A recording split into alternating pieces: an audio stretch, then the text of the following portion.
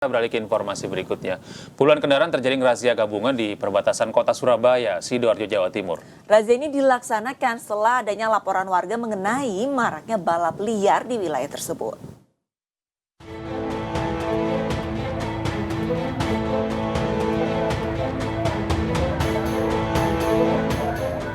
Puluhan pemuda menuntun kendaraan mereka dari Jalan Lingkar Mas Sidoarjo menuju ke kantor Mapolresta Sidoarjo. Para pemuda ini merupakan beberapa kelompok geng motor yang seringkali membuat resah warga dengan aksi balap liar. Petugas gabungan pun langsung mendata para pemuda ini. Mas, terdapat segerombolan anak muda yang melakukan kegiatan balap liar. Jadi kita siapkan sprintnya, kita melakukan APP sebelum berangkat terkait CB untuk pengamanan tersebut. Jadi sudah kita laksanakan, dapat ratusan kendaraan yang sudah kita amankan dibawa ke Mako. Selanjutnya kita data ranmornya dan kita amankan yang tidak sesuai spektek atau menggunakan knalpot bising, kita tindak dengan teguran. Kami mengimbau sudahi untuk kegiatan balap liar karena mengganggu ketertiban masyarakat. Terkait penindakan bagi pelanggar, petugas akan meminta pemilik kendaraan untuk mencopot knalpot brong dan memasang kembali knalpot sesuai dengan aturan yang ada. Razia ini akan rutin dilaksanakan guna menciptakan keamanan bagi warga Sidoarjo. Dari Sidoarjo, Jawa Timur, Yojok Agusta, iNews melaporkan. Dari Medan kita beralih ke Tangerang, Banten. Pemirsa, Satreskrim Polresta Bandara Soekarno-Hatta ini mengungkap sindikat internasional perdagangan konten porno yang melibatkan anak di bawah umur, Gede. Iya, ini 5 pelaku ini berhasil ditangkap beserta barang bukti ratusan juta rupiah dari hasil penjualan film porno.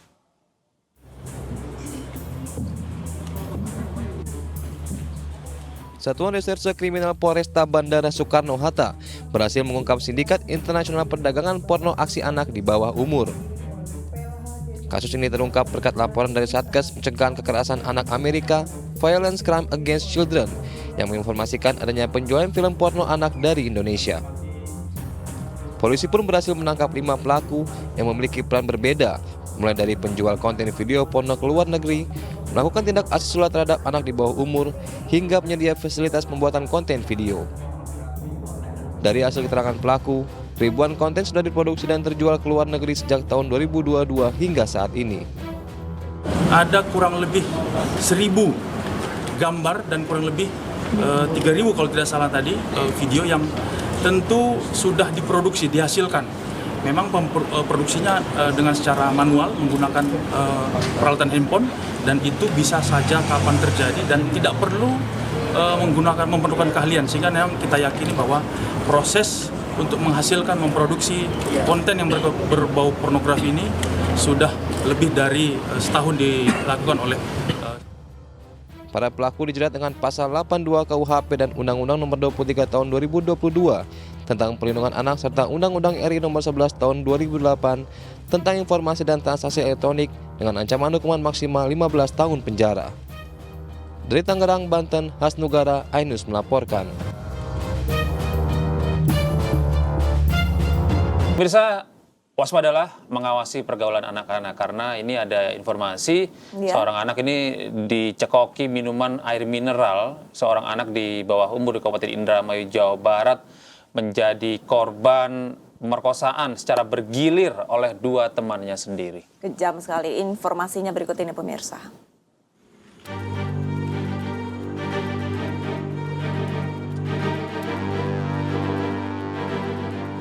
Korban yang masih di bawah umur ini didampingi kuasa hukumnya datang melapor ke unit PPA Satreskrim Polres Indramayu, Jawa Barat setelah menjadi korban aksi bejat temannya sendiri. Peristiwa miris ini terjadi pada Mei 2023 di Desa Teluk Agung, Kecamatan Indramayu, Kabupaten Indramayu. Korban diperkosa secara bergiliran oleh 2 temannya di tanah lapang. Saat insiden berlangsung, korban dalam kondisi tak berdaya, mulut dan tangan dilakban. Kasus ini terungkap setelah korban bercerita ke orang tuanya pada Februari 2024. Pencabulan atau pemerkosaan anak di bawah umur yang terjadi di Desa Teluk Agung, Dicekokin minuman dulu sama disekap gitu nggak? Kalau untuk dicekokin minuman, pertama sih pakai mineral. Di bawah, diisi lagi, nah setelah itu suruh minum lagi, nah baru dia kerasa puyeng gitu. Kini unit PPA Satreskrim Polres Indramayu tengah menyelidiki kasus pemerkosaan ini dan mengejar para pelaku pemerkosaan. Dari Indramayu, Jawa Barat, Toy Skandar, iNews melaporkan. Ya pemirsa, artis sekaligus orang tua terduga pelaku perundungan Vincent Rompis meminta maaf usai diperiksa polisi. Ya, sementara itu pemerintah memastikan akan melindungi dan mendampingi anak korban perundungan di sekolah Binus Serpong.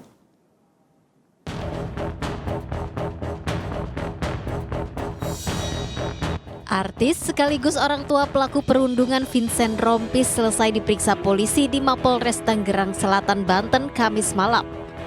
Usai diperiksa selama 8 jam, Vincent pun buka suara. Vincent mengaku sangat berempati atas peristiwa yang melibatkan putranya dan berharap tidak akan pernah terulang kembali. Saya nggak ingat sih berapa pertanyaannya, tapi alhamdulillahnya lancar, semua sudah berjalan, tadi juga ya lancar-lancar semua dan Pak polisinya pada baik-baik semua. Nanti kita lihat aja dari hasilnya seperti apa. Sekali lagi kami menghargai proses yang diambil dari Kapolres. Bang, untuk anak statusnya gimana Bang? Anak keluar sekolah atau gimana? Statusnya gimana Bang? Iya, masih saksi. Oh, masih status. Kalau untuk status sekolah sendiri, Bang Vincent mungkin? Itu kita belum tahu ya, masih proses juga. Sementara itu, pemerintah melalui Kementerian Pemberdayaan Perempuan dan Perlindungan Anak memastikan akan melindungi dan mendampingi korban perundungan di sekolah Binus Serpong. Pemerintah juga menyesalkan pihak sekolah yang mengeluarkan secara sepihak para pelaku perundungan. Pelaku semua masih usia di bawah 17 tahun kan, jadi mereka berhak dan wajib negara untuk juga turut memberikan perlindungan. Termasuk sekolah harusnya memberikan perlindungan, tidak boleh sebetulnya kemudian langsung mengeluarkan anak dari status siswa di sekolah, itu sebetulnya dilarang oleh undang-undang. Sementara itu, polisi telah menaikkan kasus perundungan di Binus School Serpong ini ke tahap penyidikan. Polisi menerapkan pasal 170 KUHP tentang pengeroyokan dan pelanggaran Undang-Undang Perlindungan Anak. Adapun para pelaku termasuk anak Vincent dikeluarkan dari sekolah, sedangkan pelaku yang tidak terlibat namun melihat dan mengetahuinya dijatuhi sanksi disiplin keras. Akibat perundungan yang dilakukan oleh kakak kelas, korban dirawat intensif di rumah sakit karena menderita luka bakar dan memar. Perundungan diduga dilakukan di sebuah warung yang lokasinya tak jauh dari sekolah. Tim Liputan iNews melaporkan.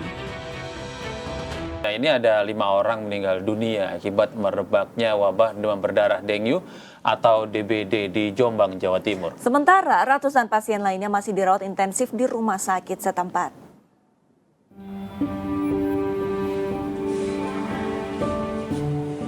Serangan demam berdarah terus membuat warga di Kabupaten Jombang, Jawa Timur resah.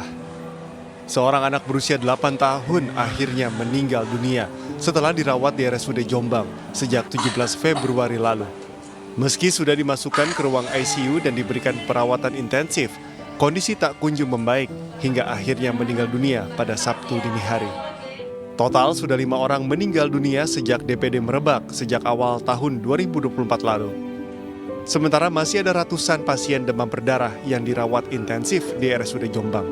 Kalau memang tidak abnormal, hanya panas biasa, diobservasi makan minumnya harus lebih banyak daripada biasa.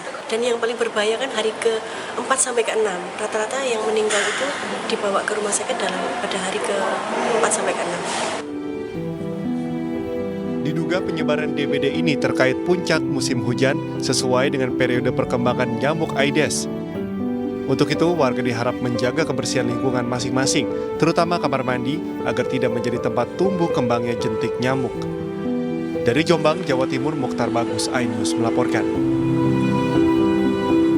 Pemirsa, ini dugaan kecurangan pemilu 2024 ini kian menjadi sorotan masyarakat. Iya, Lista, kecurangan itu disebut dilakukan secara sistematis dan masif begitu ya. TSM ya? TSM, terstruktur, sistematif dan masif berlangsung sejak pra hingga pasca pemilihan. Sejumlah lembaga masyarakat sipil pemantau pemilu mengungkap berbagai dugaan kecurangan pemilu yang menguntungkan salah satu paslon capres-cawapres. Adapun belasan kecurangan diantaranya cawe-cawe Presiden Joko Widodo untuk memenangkan capres-cawapres nomor urut 2 Prabowo Gibran. Kecurangan ini disebut-sebut bisa mengarah ke hak angket oleh DPR, namun hak angket dinilai tidak mudah terwujud. Hal ini menyusul sikap masing-masing partai pengusung paslon 01 dan 03 yang dinilai kurang kompak.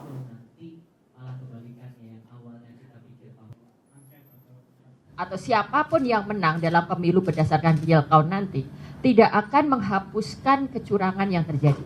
Kecurangan tetap kecurangan siapapun yang menang. Jadi ketika kita menjumpai bahwa misalnya mayoritas masyarakat ternyata tidak menganggap itu curang atau mayoritas masyarakat memilih yang dianggap curang, itu bukan berarti kemudian kecurangan, kejanggalan, kesalahan, pelanggaran itu terhapus begitu saja dan tidak selayaknya kita bicarakan. Pemungutan suara ulang dilakukan di TPS 43 di Jalan Purwakarta, Menteng, Jakarta Pusat. Ya, sementara itu di Jakarta Utara ini ada 19 TPS yang menggelar pemungutan suara lanjutan karena terkendala banjir saat hari pencoblosan pada 14 Februari lalu.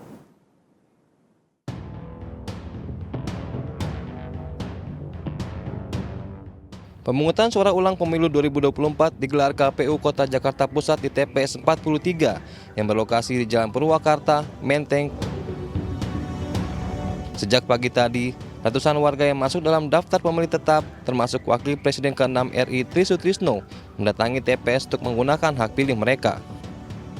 Mantan Wapres di era Presiden Soeharto itu berharap pelaksanaan pemilu kali ini berjalan demokratis, aman, jujur, dan adil demi membawa Indonesia lebih maju ke depannya. Ya, pesannya tentunya kita harus melaksanakan dengan lancar, terbuka, dan sangat demokratis. Selesai. 275 warga yang masuk dalam daftar pemilih tetap melakukan pemungutan suara lanjutan di TPS 143 Sunterjaya, Tanjung Priok, Jakarta Utara. Pemungutan suara lanjutan ini digelar untuk warga yang tak dapat memilih di hari pencoblosan akibat banjir. Meski harus menunggu selama 2 minggu, namun tidak menyurutkan warga untuk dapat memberikan hak pilihnya di pemilu kali ini. Kemarin ada kendala dari TPS-nya, katanya ada kendala lah basah TPS-nya apa hujan kayak itu. Pemungutan suara lanjutan juga dilakukan di 19 TPS yang tersebar di 4 kecamatan di Jakarta Utara. Dari Jakarta, Sofyan Firdaus, Rani Sanjaya, Ainus melaporkan.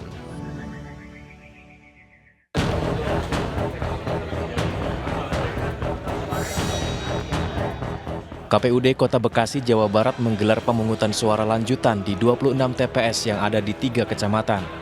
Salah satunya di Kecamatan Rawalumbu, Kota Bekasi.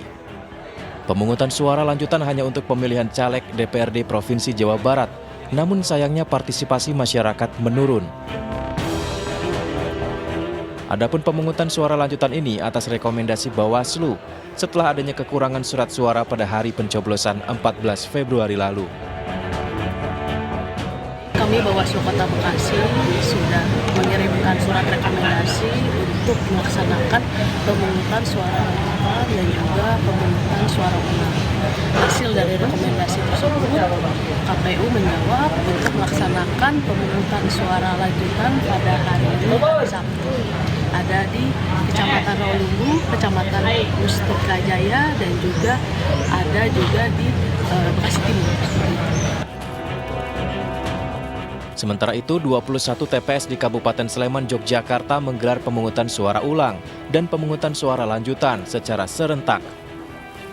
Hal ini dilakukan karena terjadi pelanggaran saat pelaksanaan pemungutan suara 14 Februari lalu. Di antaranya ada 21 orang yang melakukan intimidasi kepada petugas KPPS dan memaksa mencoblos padahal tidak masuk dalam DPT dan DPTB. Itu menindaklanjuti, maka di tanggal 24 Februari serentak itu dilakukan PSU dan PSL seluruh daerah istimewa Yogyakarta, terdapat di 3 kabupaten kota, di Sleman, di kota, dan di Bantul. Itu termasuk yang kota atau ada tambahan 1 itu 20?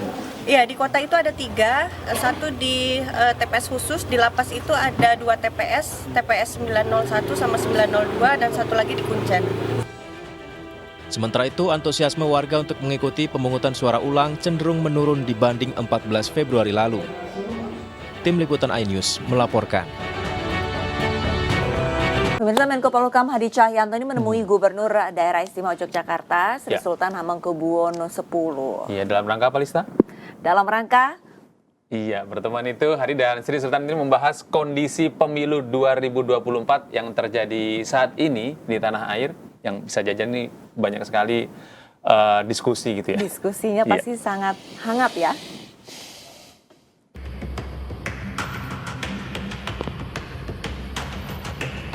Menteri Koordinator Politik Hukum dan Keamanan Menko Polhukam Hadi Cahyanto mendatangi kediaman Raja Keraton sekaligus Gubernur Daerah Istimewa Yogyakarta Sri Sultan Hamengkubuwono X di Keraton Kilen, Kompleks Keraton Yogyakarta. Setibanya di Keraton Kilen, Hadi Cahyanto langsung masuk untuk menemui Sri Sultan. Mereka kemudian melakukan pertemuan secara tertutup selama hampir 2 jam. Menurut Hadi Cahyanto, pertemuan ini dilakukan untuk silaturahmi usai dirinya dilantik sebagai Menko Polhukam. Selain itu, Hadi dan Sri Sultan juga sempat membahas kondisi di Indonesia saat ini pasca pemilu 2024. Ini adalah silaturahmi biasa. Saya menyampaikan bahwa saya baru saja dilantik menjadi Menteri Polhukam dan saya mohon doa restu tentunya kepada Masuk Dalam. Kami bercerita banyak, cerita yang ringan-ringan saja, dan kami juga menyinggung terkait pasca pemilu ini sangat baik, sangat kondusif, sehingga situasi yang seperti ini tetap tentunya kita koordinasi untuk kita jaga dan pertahankan. Hadi mengungkapkan bahwa dirinya mendapatkan ujangan dari Sri Sultan agar tetap menjaga keamanan dan kondusivitas negara Indonesia. Dari Yogyakarta, Heru Trijoko, iNews melaporkan. Ya pemirsa, dukungan Koalisi Perubahan terhadap semua langkah untuk mengungkap kebenaran dan menghasilkan pemilu yang jujur dan adil makin membuka lebar wacana penggunaan hak angket. Betul pemirsa, saat ini Koalisi Perubahan ini menunggu sikap dari PDI Perjuangan.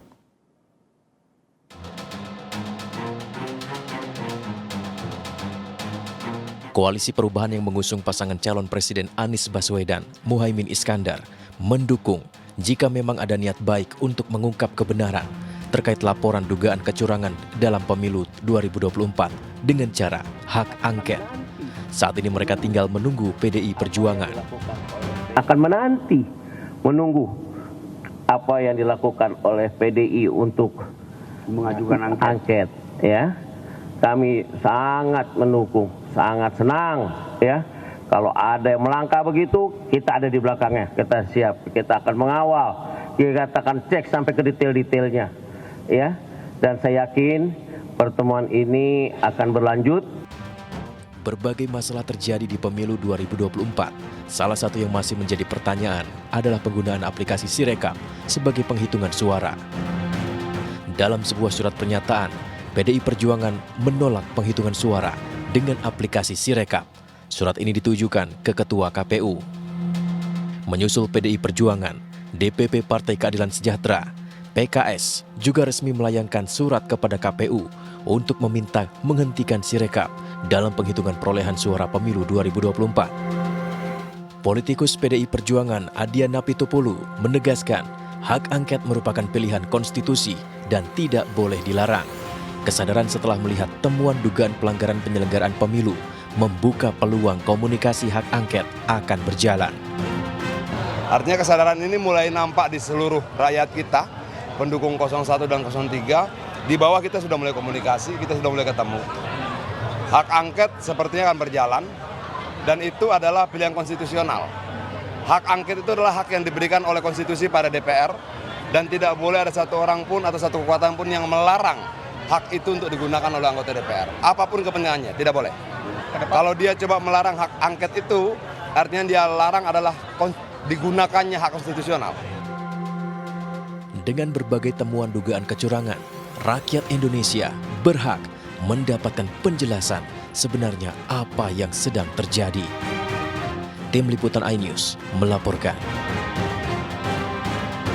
Iya, sementara itu Mirsa, Capres nomor urut 3 Ganjar Pranowo mengatakan jika suara akhir KPU hasilnya tetap sama seperti saat ini, PDI Perjuangan menegaskan akan berada di oposisi pemerintah. Ketika PDI Perjuangan masih dipimpin oleh Ibu Mega, kita punya sikap. Dan kemarin Bu udah sampaikan kepada kita semuanya, tidak ada kata mundur. Ketika kemudian kebenaran diamputasi, ketika konstitusi dan undang-undang sudah dikangkangi, maka hanya satu kata saja, kita lawan. Itu aja. Tapi cara kita cara konstitusional, bukan pakai yang ribut-ribut, yang bukan pakai yang hancur-menghancurkan, karena kita sudah punya pengalaman. Ya. Mau pengalaman pergantian kekuasaan cara 65, mau kita pakai melihat cara 98 begitu ya. Enggak lah. Kita udah belajar dari situ. Saya tidak tega melihat nanti yang dipersalahkan adalah kelompok-kelompok tertentu. Itu yang mesti kita jaga. Di Cilegon, Banten, ini warga berdesakan di kantor kelurahan demi mendapatkan beras murah. Nah, situasi yang sama juga ditemukan pemirsa di daerah-daerah lainnya.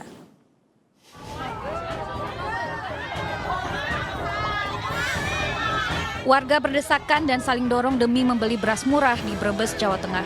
Ratusan orang di Desa Petunjungan berebut membeli beras murah dalam operasi pasar yang berlangsung di kantor Desa Petunjungan. Pada operasi pasar kali ini, satu orang warga berhak membeli beras seharga Rp10.900 per kilogram. Perumbulok menyediakan 2,5 ton beras yang disebar di 17 kecamatan. Sementara itu, antrean beras murah sempat diwarnai kericuhan di halaman Kelurahan Warnasari, Kota Cilegon, Banten. Warga yang didominasi kaum ibu ini langsung menyerbu lokasi operasi pasar beras murah yang dilaksanakan tim Satuan Tugas Pangan Kota Cilegon.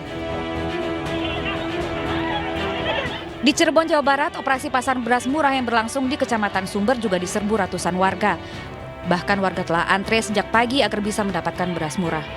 Setiap warga mendapatkan jatah pembelian sebanyak 2 kantong, masing-masing 5 kg atau seharga Rp104.000. Hanya dalam waktu 2 jam, persediaan beras sebanyak 10 ton yang disediakan habis dibeli.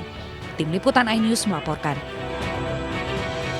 Ya, pemirsa, Direktur Utama Bulog Bayu Krisnamurti ini mengatakan persediaan beras Bulog ini sebenarnya masih aman. Ya, namun meski masa panen segera tiba, pemerintah tetap akan mengimpor beras untuk memperkuat stok beras di gudang Bulog. Ya, ini sekarang sudah mulai banyak. Ngawen sudah mulai panen, Radu Belatung sudah mulai panen, Blora sudah mulai panen. Ini produknya sudah mulai ada. Ya. Ini nanti beras-beras ini akan dijual ke retail modern ya, dan juga ke pasar tradisional. Ini adalah beras lokal yang akan segera mengisi pasar dan harganya ini adalah harga yang sesuai dengan HES. Ya, pemirsa, harga beras ini makin naik, tentunya hal ini juga membuat masyarakat ini semakin tercekik nih. Di sisi lain, mahalnya harga beras membuat pedagang sepi pembeli dan justru berdampak pada penurunan omset. Nah, kita akan membahasnya lebih lanjut. Kita dengan Sekjen Inkopas sekaligus anggota Dewan Pembina APPSI, Bapak Ngadiran, dan ada Wakil Direktur Indef, ada Mas Eko Listianto. Assalamualaikum, selamat pagi Pak Ngadiran, Mas Eko. Waalaikumsalam, Mas Gede, Mbak Rista. Ya. Selamat pagi, wassalamualaikum warahmatullahi wabarakatuh. Ya, terima kasih ini sudah hadir di iNews Today Weekend hari ini, Bapak-Bapak. Ini kita langsung saja ke topik hari ini kan seputar beras yang langka, kemudian beras premium menjadi mahal, kemudian ada antrian di berbagai daerah ya di Indonesia ini.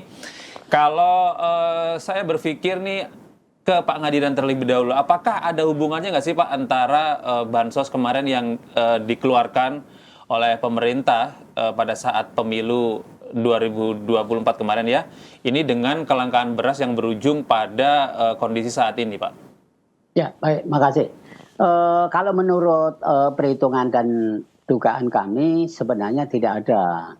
Karena dengan ketersediaan bansos justru itu membantu masyarakat, membantu para pihak agar supaya tidak terjadi kelangkaan. Justru itu kan ada suplai tambahan. Harusnya tidak terjadi itu.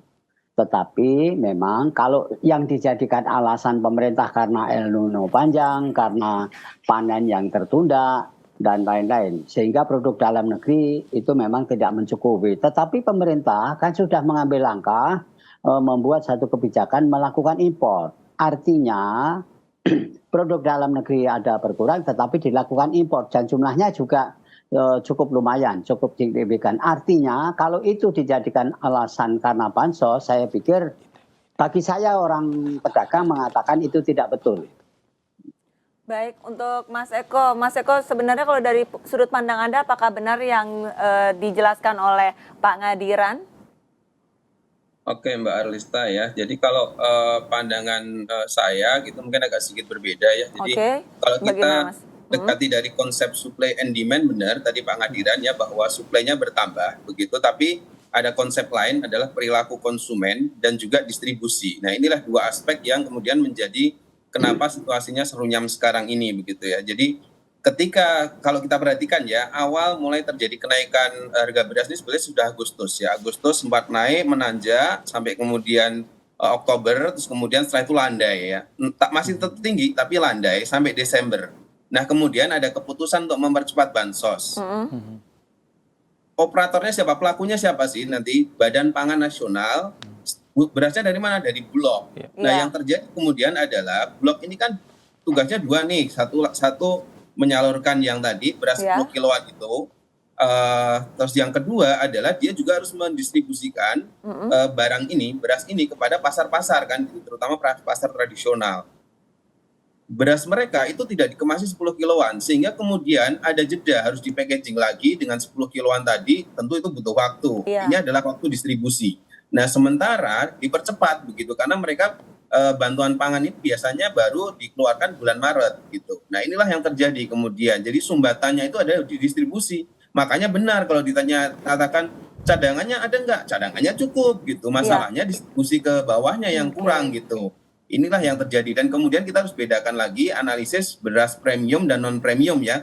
Kalau yang menerima bantuan pangan ini tentu mereka nggak beli beras premium ya. Kalau mereka benar-benar penerima ya, karena orang miskin biasanya nggak beli beras premium gitu. Tapi beras premium kemudian langka gitu ya, karena memang ya sudah dari mulai produksinya berkurang karena El Nino ya, dan juga kemudian Bulognya sendiri juga fokusnya kan juga lebih ke arah ini ya, bagaimana memastikan 10 kilogram ini nyampe ke 22 juta penerima tadi begitu.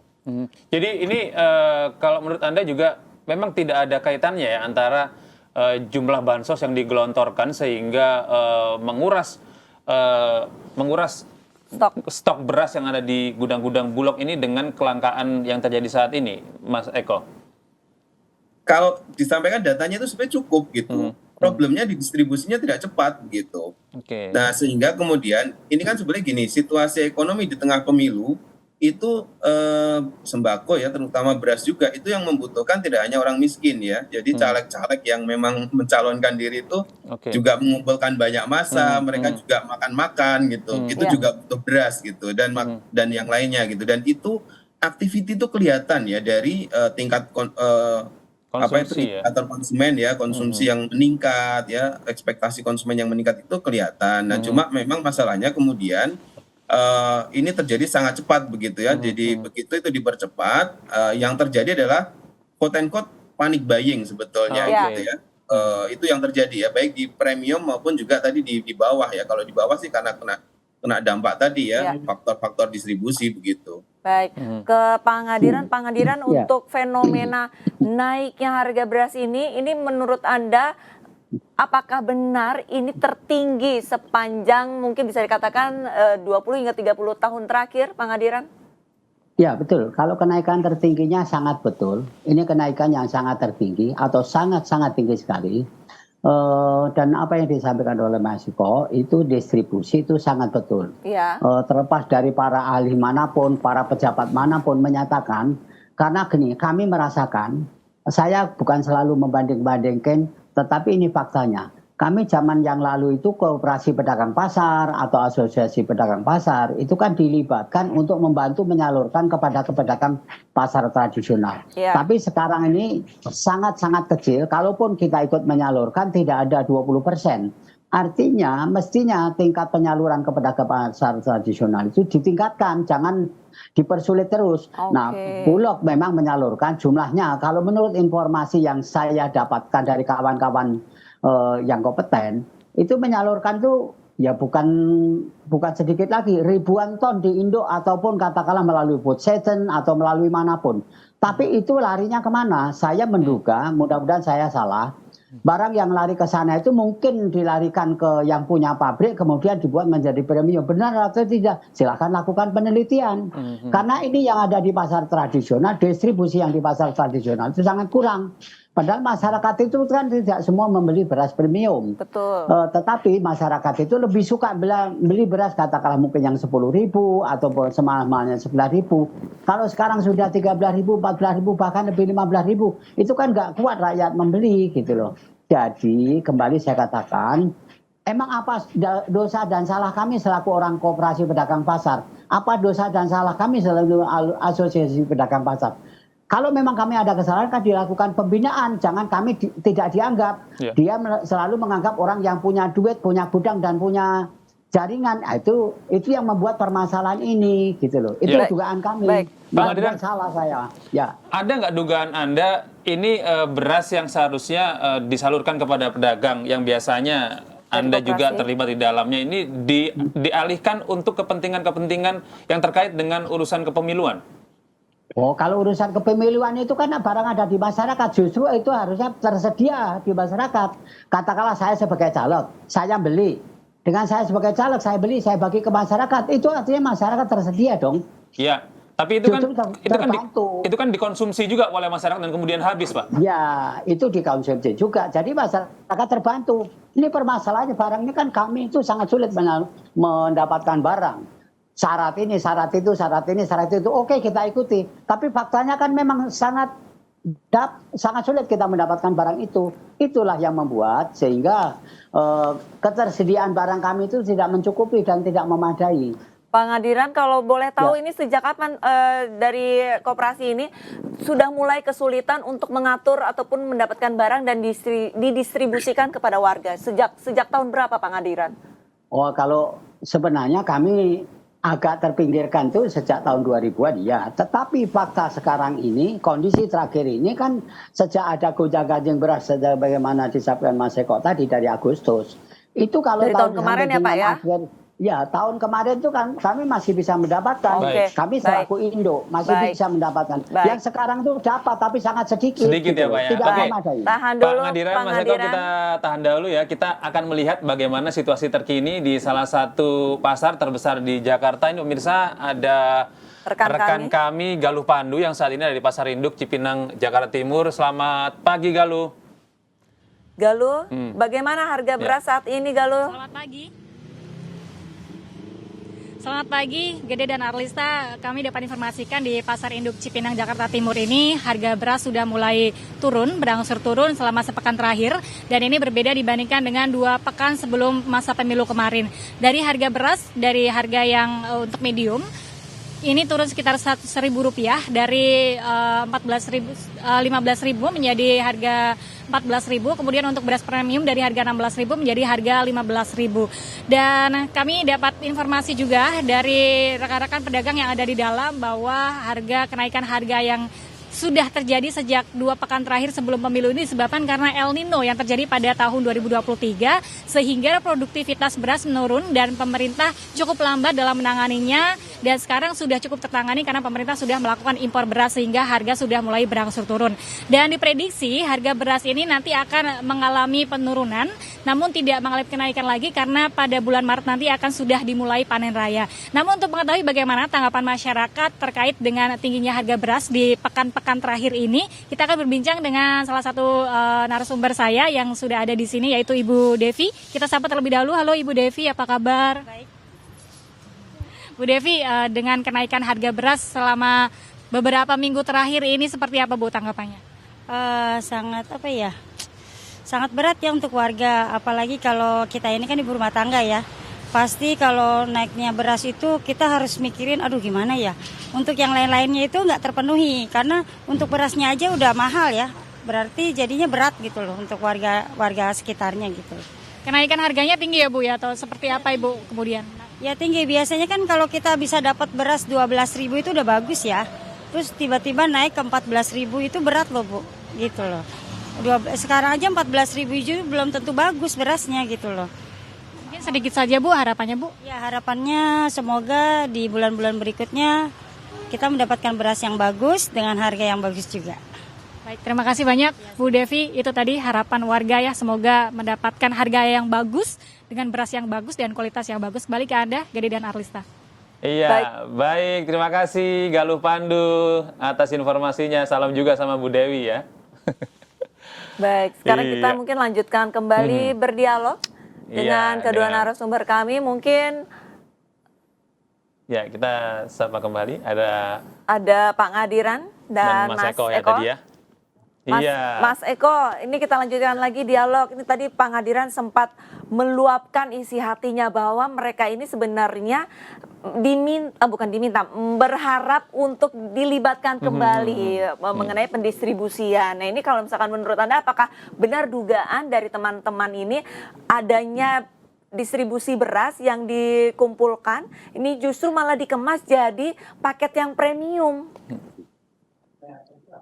Ya dalam konteks tentu ini harus teliti seperti kata Pak Ngadiran tadi. Dalam konteks harga lagi mahal kayak gini ya upaya-upaya oplos dan lain-lain itu kadang ada juga yang memanfaatkan situasi di tengah kesulitan hari ini begitu. Iya. Dan itu sebetulnya ya penegak hukum yang harus kerja di lapangan ya gitu untuk membuktikan itu kan begitu. Kalau dari kami peneliti ya tentu tidak bisa gitu ya karena kita punya keterbatasan. Tapi katakanlah ada Satgas Pangan kita itu harus diaktifasi secara optimal begitu untuk memastikan tidak ada yang curang ya di lapangan. Pertama itu. Dan yang kedua saya sepakat tadi dengan Pak Ngadiran bahwa yang sangat diperlukan hari ini itu adalah distribusi kepada pasar-pasar tradisional tadi begitu. Ya.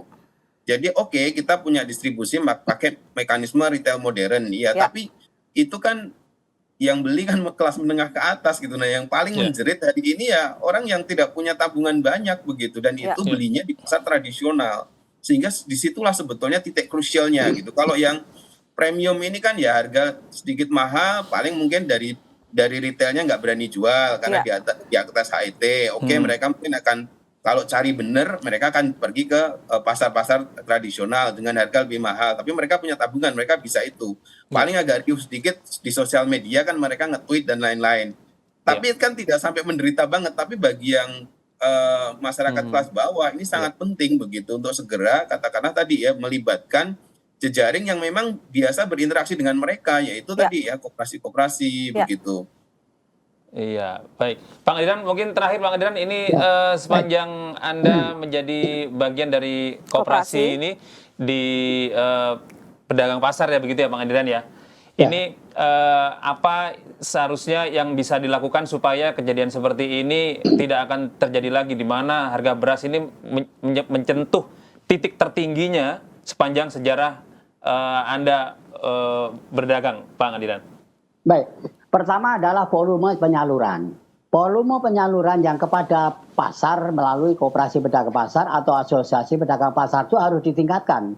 Dan kami juga harus dikontrol. Jangan sampai itu ditingkatkan, kami tidak dikontrol. Kalau ada di antara kami, kawan-kawan kami yang tidak benar, kan harus dilakukan peringatan, harus dilakukan upaya-upaya jalan ke jalan yang lurus. Jangan sampai barang sudah susah, kita prosedurnya susah, tapi juga dikontrolnya ketat, tapi di sana kontrolnya nggak tahu, nah, itu kan menjadi tidak adil. Kami hanya menuntut diperlakukan adil saja, agar supaya kami bisa membantu pemerintah, kami bisa membantu masyarakat. Tapi juga kami jangan dijadikan lilin, suruh menerangi tapi mati nanti nggak diurusin, nggak boleh juga itu.